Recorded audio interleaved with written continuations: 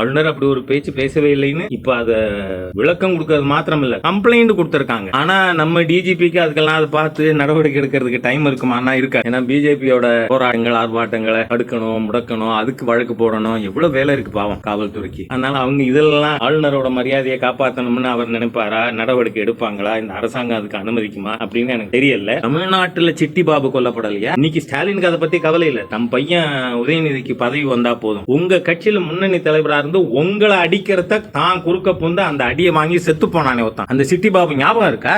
இவருக்கு குழந்தைக்கு பேர் சிட்டி பாபு வச்சிருக்கணும். அந்த அளவிற்கு அவர் பர்சனலா பாதிக்கப்பட்ட சமயத்துல இடையில புந்து அந்த அடியை தான் வாங்கி சிறையிலே செத்து போனவர் சிட்டி பாபு. சேகர் பாபு பத்தி கவலை இருக்கு, சிட்டி பாபு பத்தி கவலை இல்லை.